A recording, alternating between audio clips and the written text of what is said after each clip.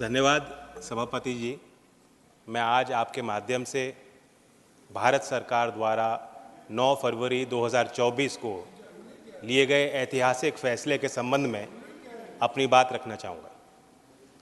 खास तौर से देश के प्रधानमंत्री आदरणीय नरेंद्र मोदी जी ने चौधरी चरण सिंह जी को भारत रत्न देने का फैसला लिया, जो उन्होंने पहल ली। ये एक बहुत बड़ा फैसला है। ये सर्वविदित है कि मैं प्रसन्न हूँगा। सभापति जी, मैं जानता हूँ व्यक्तिगत तौर से आप भी गदगद हैं, लेकिन ये भाव सिर्फ यहीं तक सीमित नहीं, इस सदन तक सीमित नहीं है। मैं बताना चाहता हूँ कि कल देश के हर कोने में आपके निर्णय की गूंज पहुँची है। गांव-गांव में दिवाली मनाई गई है। जब चौधरी चरण सिंह जी प्रधानमंत्री बने थे, गाँव के लोग गुड़ और मिठाई लेकर दिल्ली आए थे बांटने के लिए, अपनी खुशियों को बांटने के लिए और इजहार करने के लिए। उसी तरीके से कल भी कनॉट प्लेस में किसानों ने गुड़ बांटा है। ये दिखाता है, दर्शाता है कि ये फैसला सिर्फ चौधरी चरण सिंह जी के लिए परिवार तक सीमित नहीं है। देश का किसान का मेरा वर्ग, देश का वंचित समाज का व्यक्ति जो आज भी मुख्य धारा में नहीं है, उनको सशक्त करने वाला फैसला लिया। मैं अपील करता हूं, आप भी मिस्टर जयराम रमेश, आप यहाँ बैठे हो, लेकिन पहले भी आप के साथ आपने काम किया, उनका तो आदर कर लीजिए आप। चुनाव आते जाते रहते हैं। Please sit down. Please sit down. Seat allot होगी तब जाएंगे। Honorable members, 1 second. Take your seat. Take your seat.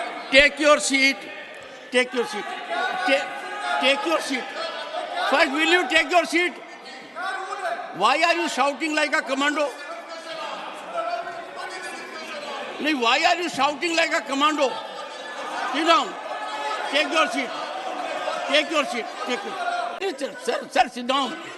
Sir. No, not on this. No, I will not accommodate on this. Chaudhary Charan Singh stands for impeccable public life, unimpeachable integrity, unflinching commitment to farmer. दूरदर्शी सोच था उनका किसान और गांव के लिए। उनके विषय के ऊपर विवाद करना, प्रमोद जी, आप किस हालत में पॉइंट ऑफ ऑर्डर रेज कर रहे हैं? नहीं, मुझे बताइए, इतना लंबा राजनीतिक जीवन आपका है, उत्तर प्रदेश से आप आते हैं। चौधरी चरण सिंह की कर्म भूमि उत्तर प्रदेश और पूरा भारत रहा है। उनको भारत रत्न मिला हो, इस विषय पर इस सदन में मेरे यहाँ बैठे हुए इस प्रकार का वातावरण हो, बोलिए। पहली बात, लेटेस्ट हियरिंग, मैं पहली बात सब बहुत श्रद्धा के साथ ये कहना चाहता हूँ कि जिन 3 शख्सियतों को भारत रत्न से नवाजा। सर, आप अपना पॉइंट ऑफ ऑर्डर रेज कीजिए। I don't want any cover up. I have seen with my eyes. I have seen ruckus, chaos, shouting, sloganeering, condemnation. I have seen it with my eyes. मुझे अपनी बात तो कहने दें। आप point of order raise कीजिए। Don't make a speech.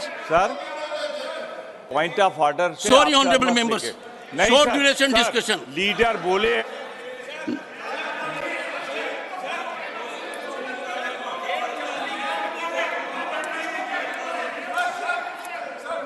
No, Jairam, I'm not going to. Nothing will go on record. Jairam Ramesh.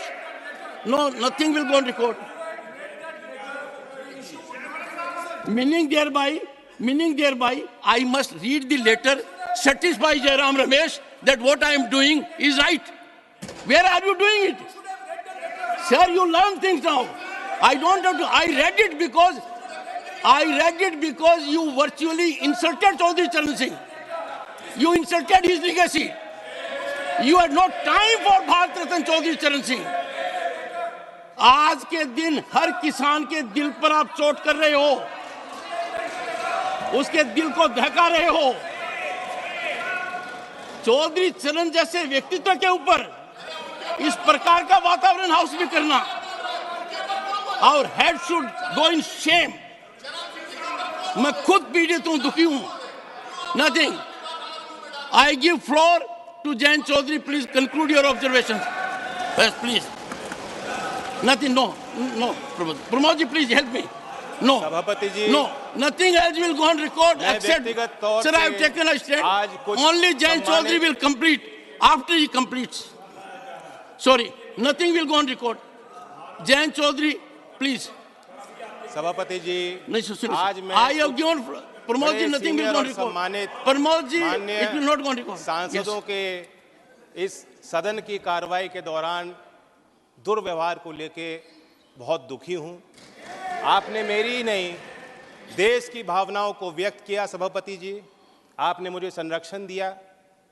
बड़ी अचंभा मुझे होती है कि हम चौधरी चरण सिंह जैसी शख्सियत को किसी गठजोड़ के बनने और तोड़ने और चुनाव लड़ने और जीतने तक सीमित रखना चाहते हैं। लेफ्ट राइट सेंटर में हम बटे रहेंगे तो ये देश के जो असली धरती पुत्र थे उनका आदर और सम्मान हम कैसे रख पाएंगे। मैं ये मानता हूं कि देश में जितने महान नेता आए हैं सब ने एक दूसरे से कुछ ना कुछ लिया है, सीखा है, प्रेरणाएं ली हैं। चौधरी चरण सिंह जी गांधीयन सिंप्लिसिटी को अपना असूल बना के उन्होंने जीवन जिया। महात्मा गांधी जी के ग्राम स्वराज को अपना, उनकी मूल फिलॉसफी का वो हिस्सा और चरित्र का हिस्सा रहा। लाल बहादुर शास्त्री की ईमानदारी, नैतिक, उनके चारित्रिक गुणों को उन्होंने अपने अंदर समाया।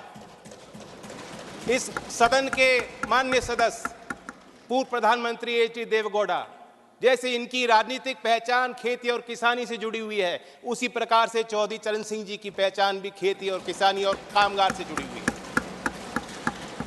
राजनीतिक विशेषज्ञ मानते हैं कि जैसे इंदिरा गांधी जी में एक करिश्माई शक्ति थी लोगों को अपनी तरफ आकर्षित करने की, उसी प्रकार से चौधरी चरण सिंह जी को सुनने के लिए, उनको छूने के लिए, उनको बेहतर तौर से समझने के लिए दूर दूर से, गांव-गांव से लोग चले आते थे। और मैं ये भी मानता हूं 10 साल मैं विपक्ष में रहा हूं, कुछ ही देर इस सदन में मैं इस तरफ बैठा हूं, लेकिन मैंने देखा है कि 10 साल में जो आज सरकार है इनकी कार्यशैली में भी चौधरी चरण सिंह के विचारों की झलक है।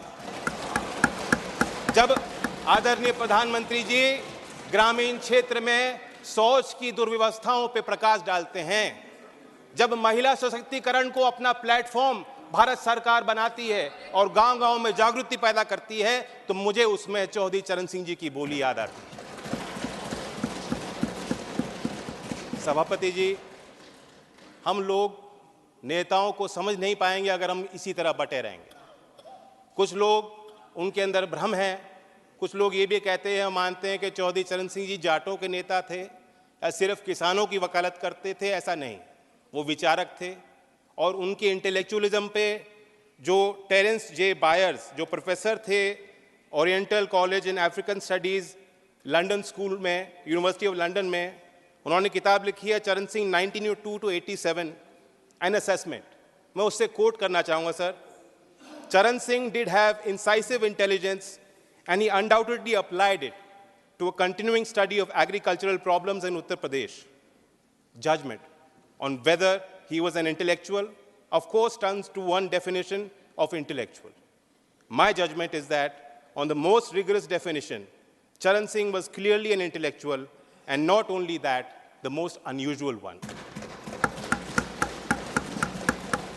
Sir, जो प्रधानमंत्री जी ने और भारत सरकार ने चौधरी साहब को भारत रत्न दिया है, मैं मानता हूं उससे 2 बड़े काम हो जाते हैं।